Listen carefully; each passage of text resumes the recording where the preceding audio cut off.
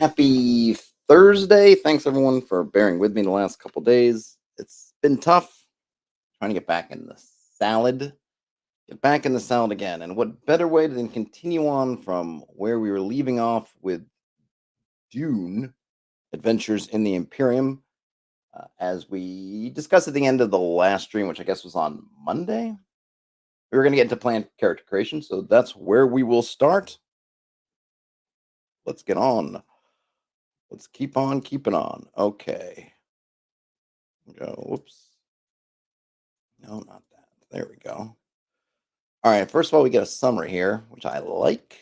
So let's see here. All right. So step one, concept. And I might not go through. I think the summary might be enough. I'm definitely interested in kind of the nitty gritty. But, the summary might be a great way just to kind of give us an idea, and then we can kind of zoom in on the things we really want to zoom in on. So we have step one of the concept. Great. Select a faction template if applicable. All right, I definitely will want to look at the templates a little bit. So then step two is we choose or adapt an archetype. And then we get our skills. And then we get our focuses. We get 4 of them. And then we get some talents, 3 talents. And let's see, and one of them will come from the archetype that we chose in step 2. And then finally, not finally. Step 6, we get our drives and drive statements. We saw drives on the last stream. Then we get assets. I'm not sure that they are, but one of them has to be tangible. Hey, MacJack.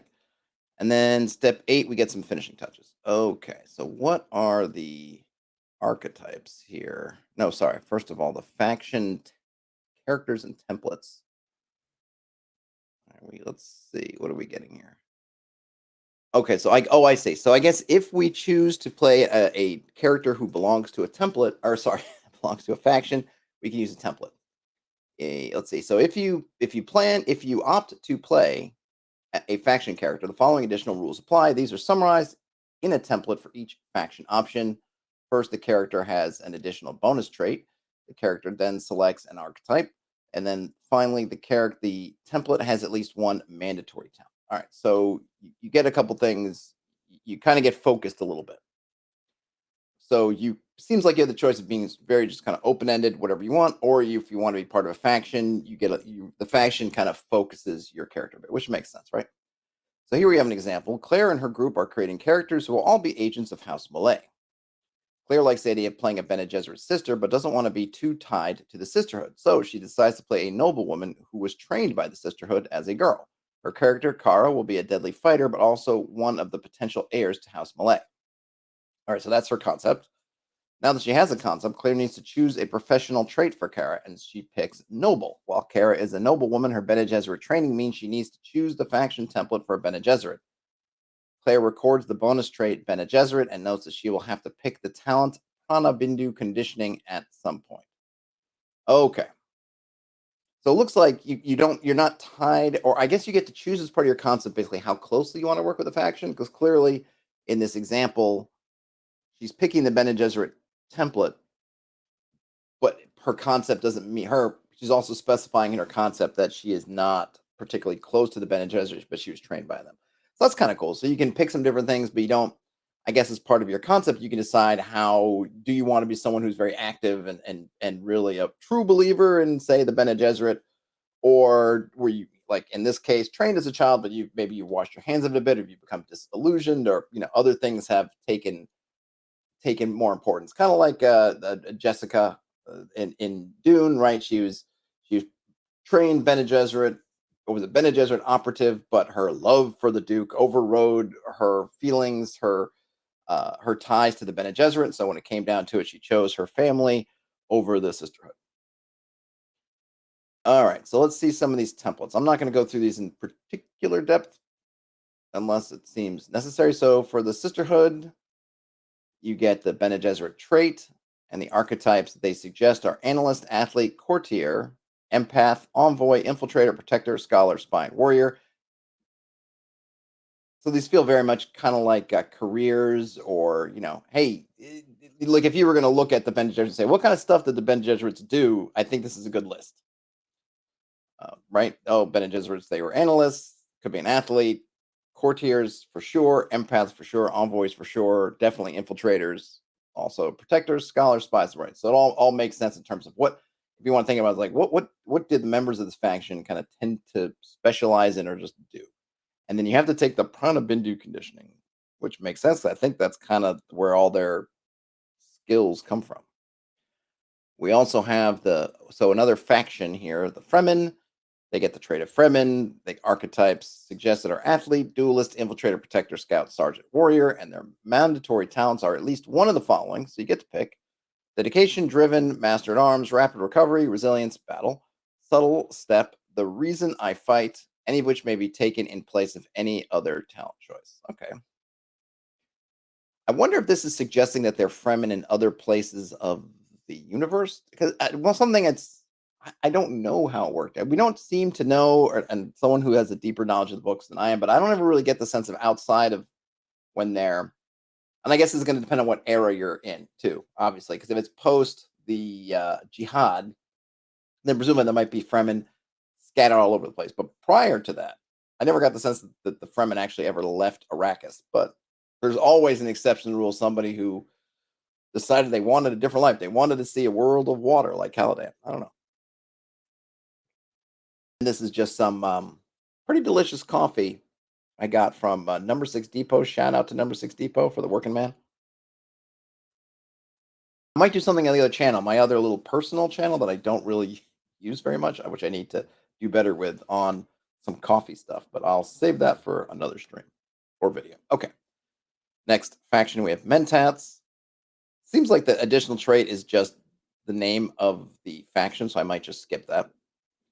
Archetypes: analyst, empath, envoy, herald, scholar, spy, steward, strategist, tactician. We're noticing there's a lot of overlap between these, which is good because not every analyst has to be a Mentat or a Bene Gesserit, and that way you can have two people who have the same archetypes, but because they have these different factions, they're going to feel different. Mandatory talents, at least one of the following: calculated prediction, Mentat discipline, mind palace, twisted Mentat, verify, any of which may be taken choice of any talent choice. Okay. Nothing wrong with a nice twisted Mentat.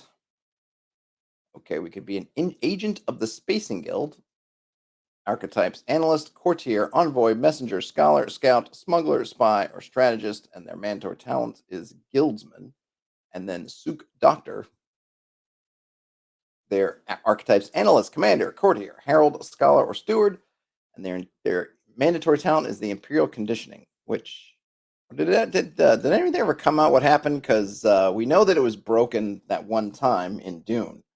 I wonder if were there any ever consequences come to light about them, maybe about the ability to break the Imperial conditioning? Did Sook Doctors kind of go out of style? Because the whole point, I thought, at least the way it was portrayed in the Lynch movie, was that the idea is that, which it kind of makes sense, really interesting. I think with a lot of things, it doesn't always fit the sci-fi setting is very interesting, but I thought that the whole idea of having a Sook Doctor was that you could trust them, and you could trust them because of the Imperial conditioning. I really appreciate that it seems like Herbert in the setting has baked in all these reasons for things to be a certain way, and it makes sense. All these things are kind of tied into this imperial network, if you will, this imperial society. Everybody's in it. So you have to have things like trade. And so they make rules so that trade is just never going to be is never going to be compromised. The commerce is always going to flow because everyone's got a stake, and that's all that's in there, right? And because everybody's put into it, no one person's going to step out of line too far because everyone's just going to throw the hammer down. Much like with, okay, we need to be able to trust that we can settle things like gentlemen, and we're not going to just indiscriminately blow away worlds and threaten the entire Imperium. So we're going to put rules in place about the nuclear arsenals and about las guns and shields and things like that. And so the Sook Doctors also make sense. If you can't trust your doctor, you're kind of sunk. So if you're a noble person, you're like, hey, wait a minute, I'm going to need medical care, and I'm going to need to know this person is trustworthy. They're not going to try to just poison me or give away my information or do whatever. So they create this Sook Doctor faction to do that, to get health care for all, I guess, at least if you're a noble, and that is trusted, and you could trust it. And once the Baron has shown that that can be broken, and then at least some folks would be devious enough to try and break it. It has the potential to really throw one of the pillars, I guess, of imperial society out of whack. But I don't know if they ever talked about it. Interesting stuff.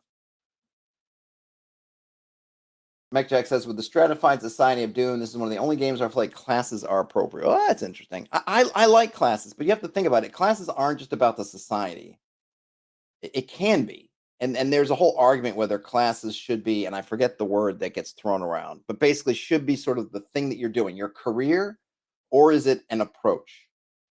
And if it's an approach, then it doesn't have to match up with society. If you think about it in kind of a D&D game, you have people who it's like, hey, how do we solve a problem? Some folks are going to go to force, and you would say, okay, if force is the kind of the way that you're going to solve problems in the world for you, then maybe you're a fighter because that's all about fighting. Physical force. We're gonna keep pounding that door until we knock it down. And the same person might say, well, I kind of like that, but I'm going to try to pray for a little bit of favor and see if the gods will help me open the door. You say, hey, you might be a cleric then. Someone else says, I'm going to try to pick the lock. It's like, well, you're probably a thief then. And then someone else says, hey, I'm going to I'm going to mine my personal. I'm gonna weave some things. I'm gonna magically get that door open and say, hey, you're a magic user. And in fact, way back in the day, I think Ultima 4. I think it's Ultima 4 that I used to play all the time. They had that same approach, kind of like the Voight Comp test in Blade Runner, in which you would answer questions about these things, like hey, this thing's happening. How would you do it? A, B, or C? And once you answered 8 of these questions, it would tell you what your class was. So both approach, and there's nothing wrong with either approach. They're both different. But I don't think that your class has to be your career, though it's fine if it is. I think that works, and I think it also works just, hey, kind of how do you see the world? How do you see the place in your world? If you feel like your place is to physically succeed and dominate in that way, then great, you're that way. Mike Jack says, it's silly to me that my fighter can't learn to pick locks even if poorly in D&D. Well, it depends on, a lot of that depends on your edition and whatnot, right? In certainly in modern D&D, you can, right? It's just a skill. You could pick it up. In OD&D, there was no lock picks. The idea of picking a lock didn't really exist. And then between that, it's kind of what do you do? But it's part of it too is it's a game. And I'm okay with some of that. I think that you can get into the details. I think the reason why you can't, I think part of it you just have to hold to it's a game. Like if the thief is in as many combats as you as a fighter, why isn't the thief as good a fighter as you are? All things being equal, it's because they're a thief and they're not a fighter. Why are you as good at picking locks as a thief? Because you're not a thief. And then you can kind of get into whether you want to do multi-classing, and there's all kinds of different ways you can try to handle that. But part of it is it's just a game, and there's that kind of element of niche protection, which some games have more of than others. I don't tend to mind it because I think it's just more about just embrace who you are. Like you don't worry about picking the locks. You do the fightery stuff. And then if you want to be a jack of all trades kind of thing, then you could do that. We could just make up, like if it was in my game, I would say, well, we'll just make up a class that's kind of part thief, part fighter, much like how the elf is part fighter, part magic user. Yeah, we'll make one's part thief, part magic user, but part thief, part fighter, but you're not going to be as good a fighter anymore. And you just kind of got to, pick if that's something that you want to do. Remember too that these games, particularly like the old school kind of games, they were meant to be a framework that you start with and that you make your own. So you shouldn't ever feel limited because the book doesn't present option X. It's like, well, if it's important to you, create option X. Obviously, these other systems like Dune, I think are more like, not that you can't ever do that, but things are more crafted to be more or less play within them as opposed to use them and then just go your own way, right? Like if you look at the Gary Gygax stuff that he would write in the 70s, a lot of it was like, hey man, you figure it out. If it works for you, it works, and more power to you. And then, once you get to AD&D, it's a different style kind of thing. Anyhow, don't want to get too sidetracked.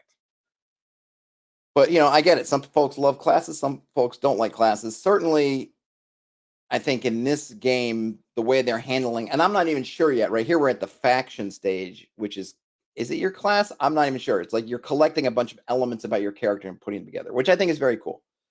And I would love to see some of the stuff adapted It would be an interesting way to play, I guess, a fantasy setting, and I'm sure tons of games do that, but where the setting really dictates all this stuff. Because the one that's neat thing about these systems and what they're doing with this, obviously, this is my first experience with 2D20, but looking at 2D20 through this lens is everything is really the setting is really baked in here. We're not taking this stuff isn't just very generic, and then we're saying, okay, here, right, which is what we tend to do with kind of D&D like systems. Okay, take D&D and like, oh, we're going to throw this stuff in the setting, but all this kind of mechanical character stuff is kind of what it is, and then just setting stuff changes. Here they're saying like, no, I mean, it seems like anyway to me, like it feels like if how could you extract the mechanics of character creation from the setting when all this stuff about pitching your factions and all that is all setting stuff.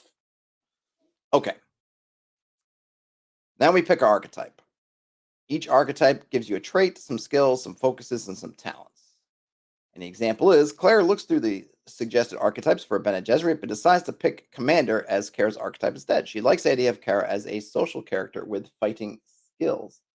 Hey, Sapphire Ridge. Sorry, Dune isn't your jam. I'm a fan. I'm not a super fan, but I'm a fan. But appreciate you hopping in to say hey, nevertheless. And then let's see, we have a list here of archetypes at a glance. So I'm not going to read through all these. But for example, each archetype seems to have a primary skill and a secondary skill. So let's say which one? Say Infiltrator has a primary skill of discipline and a secondary skill of move. And we saw the skills in the last stream. And now we get these archetypes. I'm not going to read all of these. Let's read the sergeants, for example. So we get their trait is sergeant. Primary skill is battle. Their secondary skill is communicate. Their focuses are long blades and strategy. Their talents are man at arms, and their drives. Let's see, there's some text here. Sergeants commonly feel a strong bond of loyalty to their warriors, one of which is reciprocated and manifests in a powerful sense of duties. Okay. Others are driven by a strong sense of right and wrong and a strong drive in justice. So basically you're getting some suggestions that, hey, for a sergeant, makes sense, duty and justice, right? Other ones say, for example, the warrior, it's more about power and justice. So some overlap, but some differences. And you could see a sergeant's more of a leader of men, whereas a warrior is more about, I think, at least to me anyway, you're in for your sort of personal feats of arms and daring do. That is the end of my coffee. All right. Were there more? Oh, okay. I missed the top here. So this was, I see. War Masters. I got you. Okay. So I missed that. So we have War Masters. And then you get Duelist, Sergeant, Tactician, and Warrior. Okay. So that's cool. They kind of group them together and sort of what you want to be as. So you want to be a War Master. You could be a social, do you want to be a socialite? Here's some archetypes for that. You want to be a disciple. So those disciples are analysts, heralds, infiltrators, and protectors. You want to be an academics? Do you want to be an adept? It's an interesting grouping because you get athlete, scout, messenger, and smuggler. So adepts are physical creatures who hate to stay in one place. Okay, that's their kind of grouping. And then let's see. Academics use wits and powers of observation. And they have empaths, spies, scholars, and strategists. Cool. All right. On to skills. Each character has 5 skills as described in the previous chapter, or we saw that last stream. Battle, communicate, discipline, move, and understand. Your primary skill gets you rated at 6. Secondary skills at 5. Other 3 skills are at 4. And then once you've kind of put this together, once you put those on, those values, you can increase any skills you wish. You have 5 points, which you may distribute as you see fit. No skill can be increased above an 8. Hey, Bruno. Bruno says they've only truly started enjoying Dune after playing the Boars game. It seems like, the board game. It seems like an RPG for Dune could be cool, but they wonder how much in the politics the PCs would have to know prior. I don't think you have to know too much. I would say, okay, here's what I would do for myself. If I were going to run a game of Dune Adventures in the Imperium, I would probably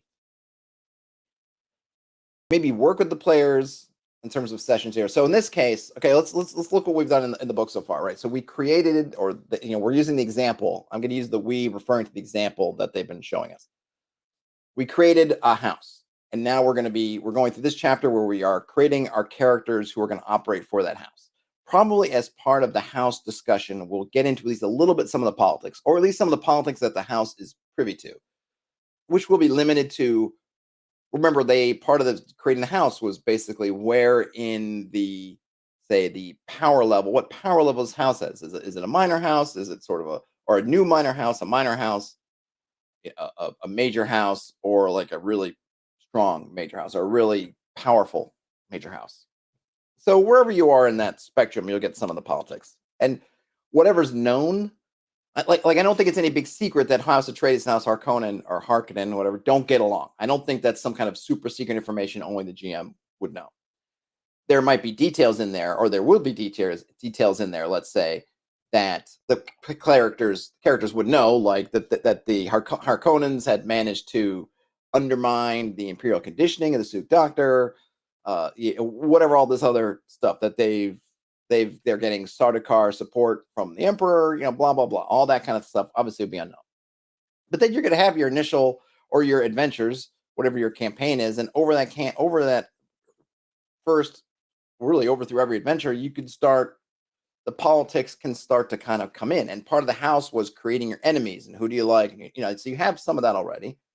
And then as you as the GM are sort of weaving together and figuring out what the politics are, then you're surfacing that to the party through stuff that's happening in the game and whatever they're doing.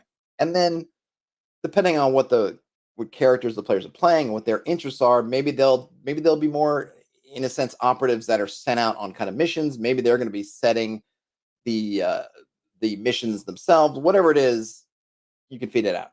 I don't think they need to know the politics from the book, let's say. And that's also going to depend on what era they're playing in, because the books don't cover all the eras in super detail anyway. I don't think they need to know all that.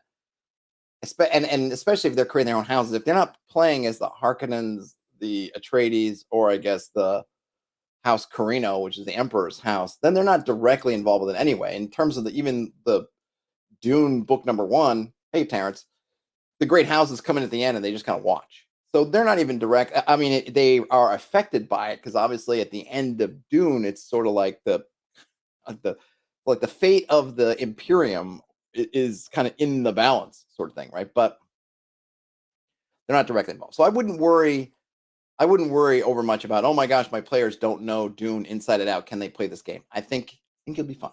I think it will be totally fine, and it actually might be better that way, because then, if you want to make alterations to stuff that's happened, you're not going to get people who are going to be like, no, this happened in this book, or in the movie, this happened. You don't have to worry about it. I think it almost might be better. It's like, hey, we're just going to start from scratch, right? Pretend that we know nothing about the movie or the books if you've read or seen them, and we're just going to go from there. Might actually be the kind of better way to go anyway. So in other words, I think it'd be fine. But the Dune board games are very good, and I highly recommend them. Or at least Dune Imperium and the new version of Imperium, which I have, but I haven't played yet. I'm looking around because I know I have it somewhere near here. Okay, so here's the example we have of skills. Kara's primary skill is communicate, so that starts at 6. Her secondary skill is battle, which starts at 5.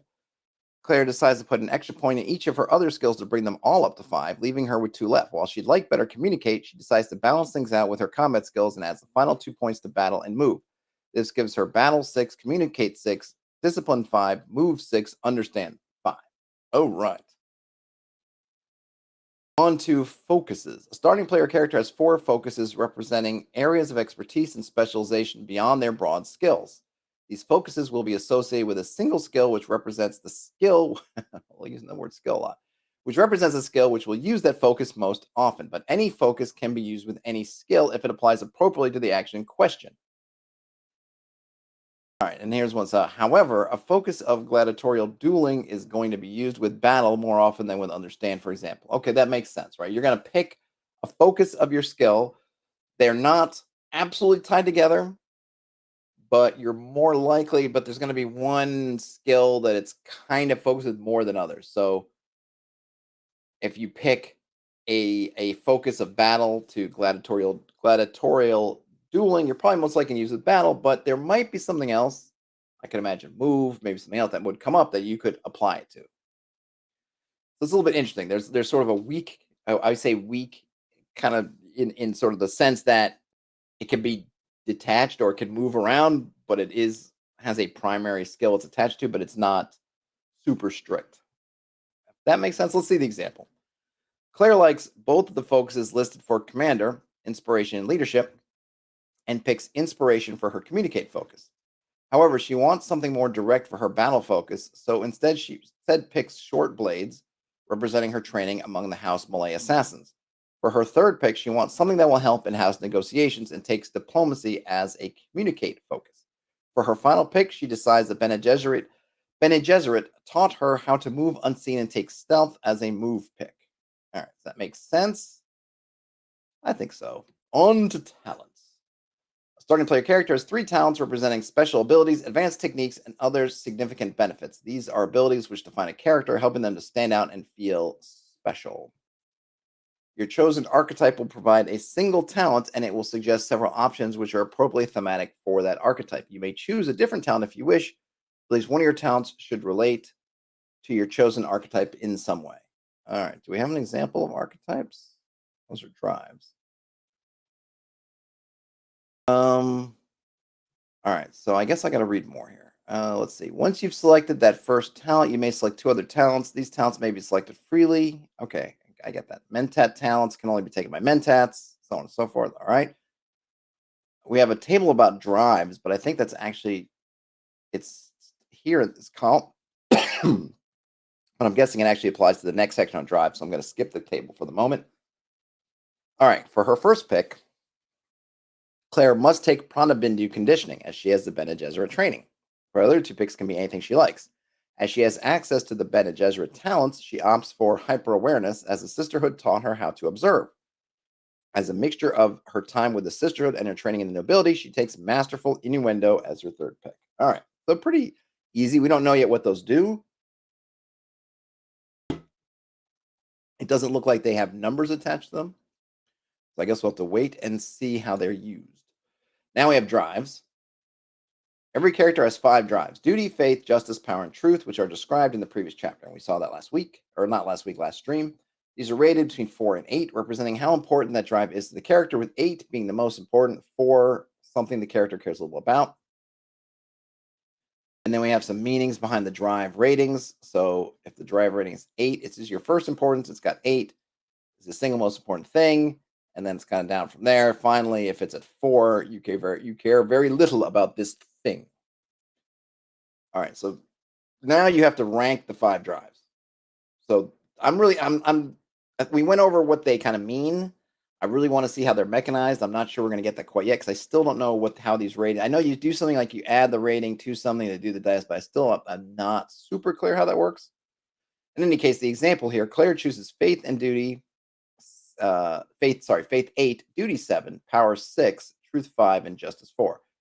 Claire believes that family and house are the bedrock of success, but that ambition is what drives it. While she's not a liar, she feels truth is too easily manipulated, and justice is rarely found in the Imperium. So I like that, right? You take these things, you rank them, and then you kind of determine what that says about your character, which I really appreciate. And this is the kind of thing I love too, and I know Pendragon is some similar, like meld these together. I really like that. They have a mechanical value, which I'm sure we'll see down the line, but they also are helping you characterize something, but you can also put them together pretty quickly. And you could probably, if you wanted to do something randomly, which is not really here. I think here they want you to be, right, in this game, I think they want you to be thoughtful about that. Choosing, right? You're choosing these things. However, I can see for a different kind of game, make a table, roll some dice, and then do that if you wanted to be quick. But like I said, I said before, I really appreciate how these things are supposed to be telling you something about your character, but also being something that is going to have a mechanical impact in the game. All right, so once you have the drive, once you have defined the order of your drives, you need to define some drive statements. We already went through the drive statements, but just a couple of bullet points about those. A drive statement is one of the driving forces of the character's worldview and personality. shapes how they interact with the worlds around them, and provides motivation for the things they do. Drive statements should be easy to understand so that you and the game master can both understand when they're helpful, when they're a hindrance, and when they don't apply at all. So you want to make it clear, you want to make it easy to understand it, which can seem like it's, I guess, can be easier said than done sometimes. You want to make sure that you're writing it in a way that you and anyone else can look at it and automatically understand, like, okay, yeah, I get it. Right. You will have at least one drive statement that poses a problem for your character, because that's how you can gain more determination to spend. Aha. All right. So this is something I've been interested in. We're not going to see it more about it until later, but there's a mechanic about having to have one that you're going to be struggling against, which is a nice thing. I've messed around with that and I like it a lot. What I mean by that is I've used this in some of my hacks that I've run with, and it's the idea that having something that you is an obstacle, but it's only an obstacle if you engage, if you as a player.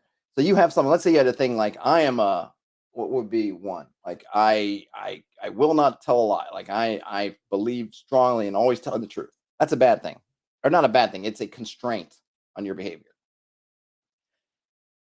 I'm not someone who likes to have as the GM to say, when you're in a game situation of, oh, you can't say that. There's your truthiness kind of thing. But what I would rather have is that the player engages with it. But that can be tough for the player because you're asking them to, and which is everyone's problem with alignments in some level, or a lot of the problems with alignment is that it's constraint. Like, but in this situation, I don't want to tell the truth. So why do I have to? Because whatever, right? So you put a carrot at the end of that particular thing and say, hey, you're right. It is a constraint on you to tell the truth and not just say whatever you want to say in the moment. But if you go along with this, if you as the player decide to call out and say, "Hey, I know that I should be telling the truth. That's what I believe in, but I can't tell this evil person the truth, otherwise they'll do whatever. So I'm gonna have to override my sense of truth to do this thing. I, as the player, I'm gonna do that." Then you say, "Great, you earn some kind of boon for doing that. You earn the boon for engaging with your own fault, weakness, however you want to call it, vulnerability, constraint." And I like that, right? One, as the GM, I don't have to memorize everybody's character quirks. Number two, it's only going to come into play as often as players want to. So if you really just want to ignore it, you can. You're just never going to get those boons. Players who do engage with it will get boons, and hopefully that encourages players to say, "Hey, wait a minute, those boons are kind of really helpful. I want one. How do I get one?" Well, you're going to have to engage with this part. By the way, you picked it, so it's not like I did it for you. But hey, you engage with it, then you'll get the. So, I'm a really big proponent of those kinds of systems. I guess ultimately, parents quoting me: "Truth is bad, lies are good." Yes, exactly. That's exactly what I was saying. All right. So okay, you're gonna want a drive statement that's kind of a hindrance, and you're gonna want one that's helpful. Drive statements don't have to be positive about the drive itself. Drive statements can and should change over the game. It doesn't matter if your drive statements contradict each other. You can have contradictory beliefs. And a broad range is also good, so you have the option to use a statement on a test. So in other words, if you make them too narrow, you're going to find they don't apply often enough. So go ahead and make them broad as long as you keep them clear so that you can engage with them often, because generally speaking, the good ones are going to be good. They're going to be helping you on doing stuff. And the bad ones are going to be, or the hindrance ones are also going to be good, because then you can build that determination if you want to. Okay, so here back to the example. Claire needs to pick drive statements for Kara's three highest drives, which are duty, faith, and power. Remembering Kara's faith in her family and house and her own quote unquote enlightened self interest, she chooses, "I'm the heir of my house" for duty. "My family trusts me" for faith, and "I get what I want" for power. Bruno says it reminds them of the distinctive features in the One Ring. Yeah, I haven't, you know what? I've read through the One Ring, but it's been a long time. So I'll take your word for it. I just simply don't remember. But yeah, I like, and like I said, I like the fact that they are both descriptive for your characters. We're creating our characters, and there's a way to visualize your character and just determine who they are. But I also like the fact that it has a set mechanical purpose and drive meaning behind it. One thing that alignments don't really get much of in the kind of old school sense. They ends up being something where either the GM has to watch it, or you have a player has to say like, well, I'm not going to go because I'm in my alignment, which can feel good, but can also feel like why did I even do this thing? Because all it is holding me back, kind of thing. And then, of course, if the GM is managing it, then it's going to be, why is the GM stopping me? And that it's a reason why lots of people didn't want to use alignments, because there wasn't a set mechanical way to deal with them. So yeah, I like this. Bruno says it's pretty cool. Definitely helps the PCs come up with different ways of approaching problems. Absolutely. Yeah, and it also means that two people who could have a whole bunch of things that are exactly the same, how these drives could change. Like you could have, like we have the example character, right? You could have two of those example characters, but just them changing their drives is going to give you a really different feel for the characters, which is what which is what a lot of people are looking for out of their character generations. You want, how can I make my character different from their character? And obviously, you don't need them. You can. I make a fighter, you make a fighter, and yeah, because we're both different and we both different nails, we'll play them differently. But I think people do appreciate and enjoy, and sometimes they need to help them get out of their own. Like a lot of people say that oftentimes we just play versions of ourselves. Well, what's a way to kind of get out of playing a version of ourselves? Is setting some of these things to say like, well, my personal impulse is to do X, but that's not my drive here. So I can pick something that's different from me, and it kind of helps focus me. Okay, so let's see. I'm going to skip the one way to choose drives here. I think it's probably fine, but it's just not necessary. Okay, so what the heck's an asset? We have a sidebar here. So assets represent the tools and resources available to a character which they can use to achieve their goals. And we'll get a list later on. I'm not going to probably read through the list. Characters should have 3 assets, one of which must be tangible. When it comes to tangible assets, most examples a character will have should be personal equipment, but the possibility exists for assets which represent things larger than characters' personal effects. As a rule of thumb, your personal assets can include anything you can carry on your person, any vehicle you could operate yourself, any group of subordinates you could lead and coordinate alone, such as a squad of troops. Larger vehicles, ones requiring a crew, larger groups of subordinates that require other officers or deeper chain of command, are not suitable as assets for a single character. Those circumstances might grant you command of these larger scale assets in certain circumstances. Okay, so you can so you have a pretty interesting list here. So you can have your own stuff, you can have some cronies, or you can have a vehicle or some combination thereof, and you get 3, one of which has to be tangible. I don't know. Okay, so here I kind of breezed past it, but so intangible assets represent contacts, favors, the ability to call upon friends, or useful things that have no physical presence. So you can basically pick a selection of either things that kind of you own or you have control over personally. There are limits to what is personal that they went through, or things that are intangible, such as contacts, favors, that kind of stuff. Terrence is a personal asset, a weird cat milking machine. Ah, yes. Well, if you're the Baron, yeah, you have access to all kinds of Harkonnen toys. Okay, so now we're going back to the example. As Kara is a fighter, Claire decides one of Kara's assets is a knife given to her by the master assassin who taught her. As knives are easily obtained, she decides it has a special attribute of being easy to conceal. They haven't really gone into that, but I guess you can kind of make it a little bit something special. As a noblewoman, she also has a personal ornithopter as her second asset. While it obviously can't be carried with her, it is easily accessible. Claire was tempted to create a handmaiden for Kara, but another player luckily wants to play such a character already, who will be called Anna. So instead, she opts for something intangible, decides she has some blackmail material on a past lover. Who that is and what it involves can be decided later, which is another thing I like. You can kind of fill in the blanks as you go. When it matters, you can kind of pull it out. That's a little bit, I would think of Blades, Bands in the Dark for that, but it's kind of a nice thing. It's not, you're not overly using it. So, or you only really get to set it once, I guess is what I mean. Then we get to physical touches. We have traits.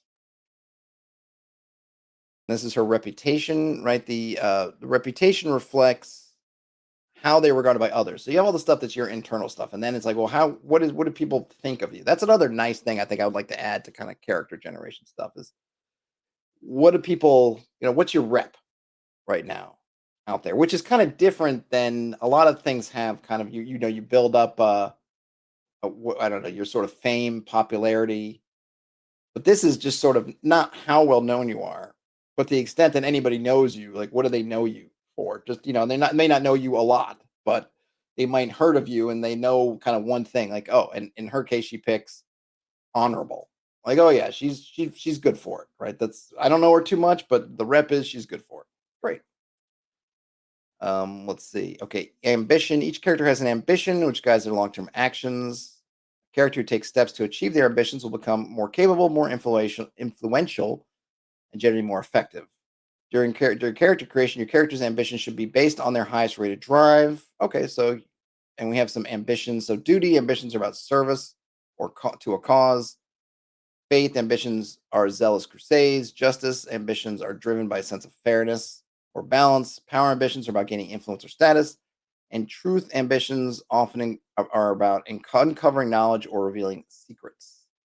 And for Kara, her highest drive is faith, so she decides that she believes in destiny. Kara wants to gain power for her house, but also wishes to become a premier assassin. Her dream is to appear to be an ordinary noblewoman, but create a reputation as a master assassin that no one knows the real identity of. All right, so that is her ambition. And I guess it's another way of just focusing, like, what is your story going to be about, which is another good thing. But keeping in mind, for some games, this wouldn't work, right? And you're kind of your old school game where your character may have a lifespan of 30 seconds. You'd want to, I'd almost want to roll for this because I wouldn't want to send somebody out and say, hey, spend the next 10 minutes thinking, crafting out your ambition only for them to die to the first trap in the dungeon.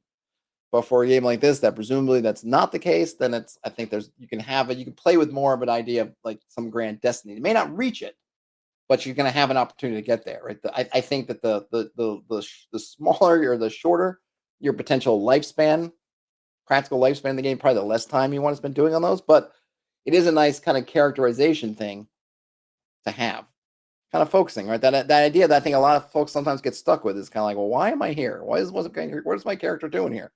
Well, you can come up with why. And we get some personal details, your name. They get some male and female names for you. That's great. Let's see. Ask yourself, what kind of personality are you? So you can have basically answer some questions if you want. Are you more of an introvert or extrovert? What's the first thing anyone notices about you? What part of yourself do you rarely show to others? What does it take for you to trust someone? What makes you angry? When was the last time you cried?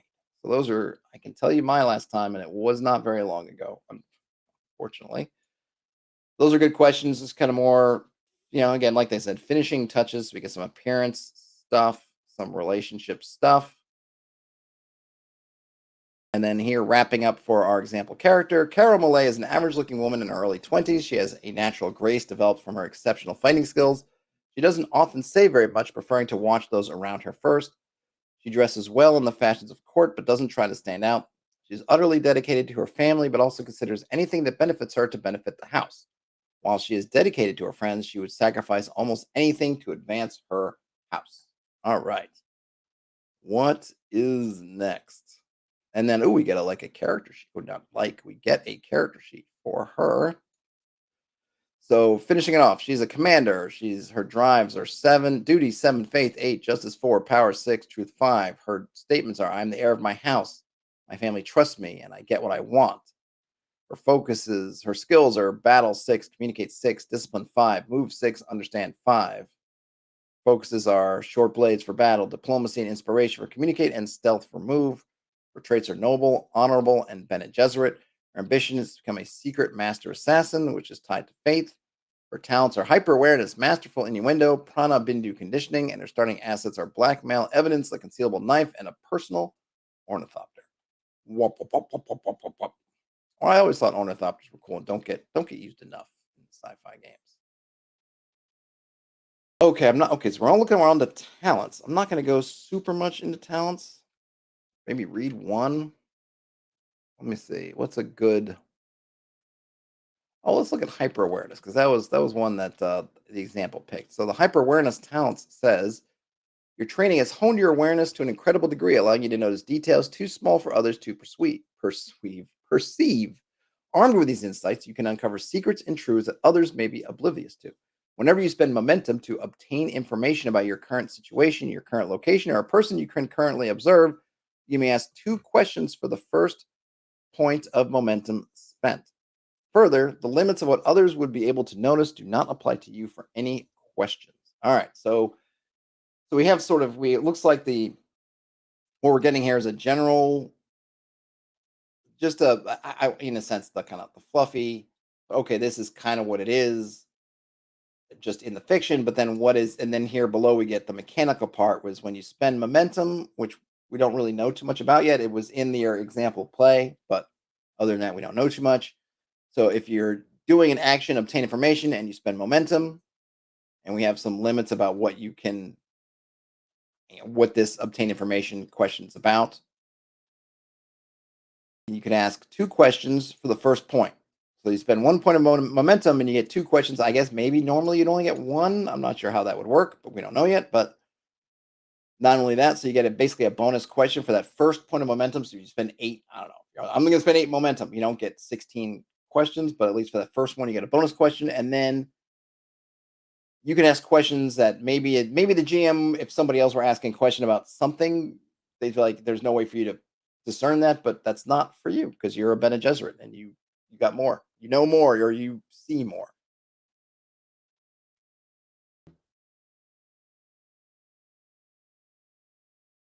And I'm getting,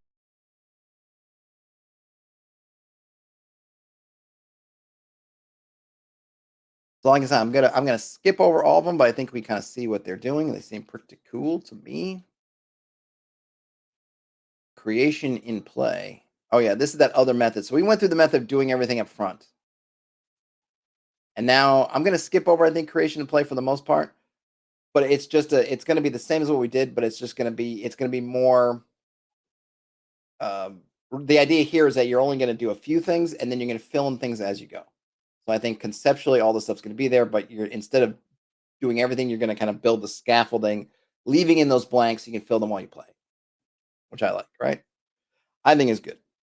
And that I think could be a way. I think if you were playing a game, like I said before, if we're talking about games that are, you feel like your characters are more disposable, having something like this where you could fill as you go, and so then if you're doing very little up front, then kind of as you level up, you're kind of filling in their character stuff, is a way to balance creating that depth with understanding that you're not putting a lot of upfront investment on the player standpoint only for it not to have a chance to pay off or pay out. Okay, so we get the concept, which you got archetypes, focuses, talents, drive and drive statements, assets, and then your character details, right? Your character will have numerous blank spaces in their character sheet. You're going to have 1 trait left to define. You have 3 skills that you'll get to define as you go, 2 focuses that'll be left to define, 2 talents, 4 drives, and ambition. And you'll have you'll have to define your ambitions as you go, basically, and then you'll have 2 assets that define. So that's kind of like I said, I like it. It has that idea of that you can really.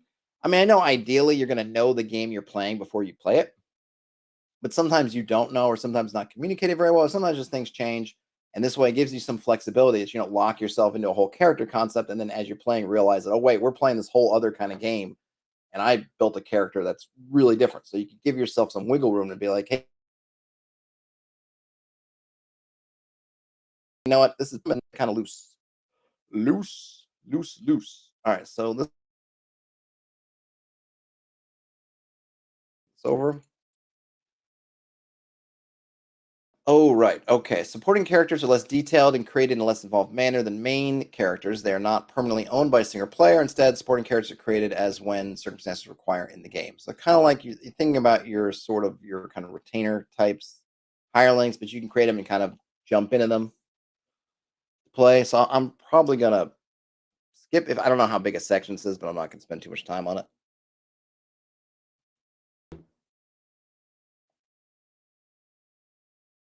And now we get to advancements.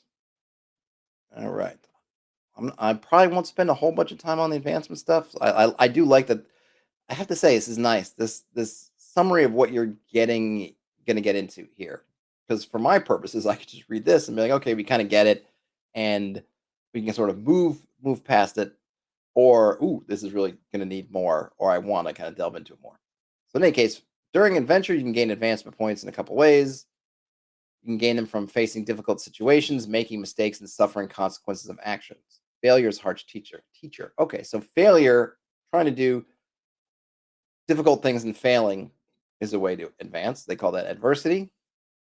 Also through pain. If you get defeated, you get an advancement point, which is kind of cool. You failure, pain. I mean, look at this. All of these, it looks like, are through potentially not succeeding. So adversity doesn't mean you failed whatever it is, but you made mistakes and you get suffered consequences for it. So that's one way. Pain, you lose in combat, but obviously you're still alive, so you gain one. And then if you fail a test that has a difficulty 3 or higher, you also gain one.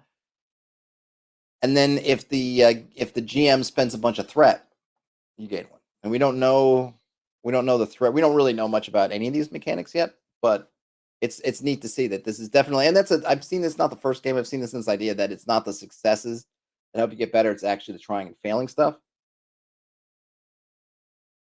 which is interesting. Some games you'll actually mark off different skills when you try and fail, and then a certain amount of trying and failing will trigger some kind of ability. Sometimes it's to roll, sometimes you get an increase. And what's kind of nice about that is that the better your skills are, the less often you're going to fail. So you either have to be trying more extreme things if you're really good at something so that you can fail to get advancement, which means the stakes are going to continually go up because you have to be sort of testing yourself. Or you're going to be more likely to get better at things you're kind of cruddy on. But that also means that you kind of have to try something knowing you're probably going to fail, but you're going to feel better about trying and failing because you get this carrot at the end of it. Okay, so there's also ambition. You gain advancement points whenever you succeed at an action which supports your ambition. It does not require a skill test, but if the action involves a skill test, the test must have been successful. So here's the one where you actually have to do something right. You receive 1 advancement point if the action made a minor contribution to your ambition, or 3 if the action was a major contribution. And I have no idea, and we don't know yet how valuable 1 or 3 advancement points are. We don't know what their worth is. We don't know what an advancement point is worth as of yet. Impressing the group. If the group wants to reward an especially good plan, role-playing scene, or other especially noteworthy contribution, the player in question may be given an extra advancement point. Such rewards should be restricted to 1 per session for any player. That's kind of nice. I mean, I'm not a huge into this. It's kind of fun in the one way because it's kind of like playing for the group, and you sort of do something, and then when you're really impressed, everyone's like, "Oh my gosh, that was amazing!" The player gets something for their character. I think you want to be. It could turn into something where everyone's just everyone gets 1 per session, which probably wouldn't be a horrible thing, anyway. But I almost think like have a session MVP kind of thing, but maybe you can't win once. You can only win once per month or something. That way, everyone will kind of get one at some point. But not, the one thing with these kind of things, you don't want to be where someone is hogging it, right? Because some people are better at making those kind of moments than others, and you want to kind of spread it around. I would think. Okay, so now you can use advancement points. All right, so let's see. What is a skill? What is an advancement point worth? Over time, you'll accumulate advancement points between adventures. You may choose to use any points you've accumulated to purchase an advance. You may purchase a maximum of a single advance after each adventure. So no matter how many points you may have gotten, you can only do 1 after each adventure, which I assume an adventure, not I don't know if they mean a session or if they mean like an arc in a campaign, if you will. I don't know. I'm not sure. I don't think they've said. I don't think they've have defined, or at least I don't recall if they defined an adventure as a thing. I'm used to reading, obviously, if you know the channel, a lot of old school stuff, and adventures there tend to actually mean sessions. 1, or if you want to look at it, take the session part out of it, is basically 1 foray to a dungeon, let's say, and then back again would be an adventure. So in a module like Keep on the Borderlands, you're going to be making tons and tons of adventures in there. Each time you go to the caves and then come back to the keep would be an adventure. I don't know in terms of Dune if they mean something similar, if they mean a session, or if they mean you actually finished a arc of a larger thing, or you had some kind of accomplishment, and then that is the adventure. In any case, for skills, you may increase one of your skills by +1. Each skill may only be advanced in this way once, and no skill may be advanced to more than 8. This costs 10 points +1 for each previous skill advance purchased. All right, so this is interesting. So I guess you have to track how many times you're purchasing your skills because that increases the cost. You can only do each skill one time. So it's interesting. So what you set your skills at first is also even it's you're sort of implicitly also setting what the maximum is. So if you set your skill to 7, then you can increase it to 8. But if you set your skill to 6, you're never going to be able to get that skill to 8 unless there's I don't know, unless there's some kind of axolotl machine you could sit in that does something special for you or whatever that character you're kind of limiting that character's growth. So I almost would be nice if we got that. I guess you don't really need it's not super need to know when you're picking them because I don't know if it would change much, but it's interesting. Interesting. Now, for focus, you may purchase an additional focus for any skill which is rated 6 or higher. This costs advancement points equal to the number of focuses you already have. Talents, you could purchase an additional talent. The cost is equal to 3 times the number of talents you already have. And an asset, you can select an asset other than one which only existed for a single scene to make permanent. This costs 3. Alternatively, you may work to improve one of your existing assets, adding 1 to its quality, capital Q quality, by spending its advancement points equal to twice the asset's new quality. We don't know what that means yet, but obviously you're just making them better. The other part of this, you may select an asset other than one which only exists for a single scene. So it has to be something that's been around a little bit. Scene, kind of like an encounter, a moment, and make it permanent. So an example might be, I don't know, if you doing something and somebody gives you a still suit and you're wearing the still suit for a bunch of times and then you're getting ready to leave Arrakis or you finish your business on Arrakis. So it was multiple scenes. And then at the end of it, that's kind of the end of the adventure. And so you decide to go, you know what? I want to keep my still suit. I just love making my own water. Um, then you could do that. You also have the option to retrain, allowing one ability to atrophy or diminish with disuse while developing another. Retraining this way halves the number of advancement points required. Round up, it comes at a cost. Okay, so you do have some ways to finagle your character a bit. If you retrain a skill, then one skill is also reduced by 1 to a minimum of 4. This does not count as the one advancement allowed for that skill. All right, that's interesting.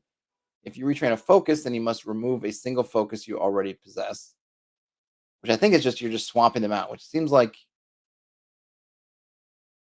I'm not sure what that means. If you retrain a focus, you must remove a single focus you already possess. Is this the one you're replacing, or is that an additional one? I'm not going to worry about it too much. I'm presuming they're going to get because this is kind of the summary. So hopefully they would explain that more. If you retrain a talent, then you must remove a talent you already possess. So I'm not sure if you have to lose 2 to retrain 1 for those, or if it's just you lose the one that you're retraining. I'm not sure. Hopefully they will describe this in detail, but it's not a big deal. And then finally, a character's drives cannot be altered through advancement. They have their own mechanism. All right. Here we go. Into the rules. You know what? We're at an hour. Oh my gosh. Look at that. The timing is impeccable. All right. So we're going to end it here. It's finally, it only will be part 4 where we get into the actual, I'm guessing, core rules of the game. They just say rules. So I don't know if these are these the core rules you're looking for. So we got through all the character stuff, which I'm really intrigued by, and I really appreciate that. It to me it feels like you're making characters for Dune, as opposed to making characters and then sticking them in the Dune universe. And that's probably seems like a small thing because why else would you be buying this book? But like I said, I think in other systems, it can feel like you're creating a generic character and then setting them loose in sort of setting X, Y, or Z. Whereas here, it feels like your characters are not at all generic. These are not just generic, say, sci-fi kind of characters. Corona. It feels like you're making characters that are in this setting, and it would be very difficult, if not impossible, to really decouple your characters from the setting, which I like. And I wish more things did. And one of the things I kind of wish it was easier to do that with our kind of homegrown stuff, homebrew stuff. Obviously, it can be done, but it can be difficult, especially depending on what kind of system it is. So I really dig that it really feels here that hey, you're playing Dune, Adventure of the Imperium. No, you really are playing Dune. You're not just playing some guy who happens to be in Dune. It's like you were playing a Dune character in a Dune setting. So I really dig it, and I'm really looking forward to seeing now how this stuff that we've seen in terms of the backgrounds and the settings and the houses and your characters, how we're going to be using all this stuff with, or how this stuff's going to interact with the actual core mechanical rules. But we shall save that for, I guess, tomorrow. Usually, I would say if I did a couple of these in a week, that I would do something different tomorrow just to kind of change it up. But I missed a couple of days, so I feel like tomorrow we'll probably be back at this. Hopefully, you will be there too. Uh, that's all I got. Hopefully this is still fun going. It always seems like that these reads, they kind of start strong, and, and then the engagement kind of goes, "Pew," which I get it. It's a lot of looking at one system. But I kind of feel like if to do these, at least the way I like to do them, I kind of got to go through it and be somewhat in depth. So hopefully you enjoy it. And if you've sort of faded away in a stream, then maybe you'll come back and finish up someday. But so let me know, if these are useful to you, or if you would prefer more of a what would it be, like a summarized view of this. Maybe something that I could summarize them in some kind of video and then post a summary kind of thing. Not sure. Anyway, that's all I've got. Have a great rest of your day, night, whenever you end up watching or listening to this. Game on, everybody. Talk to you later. Bye now.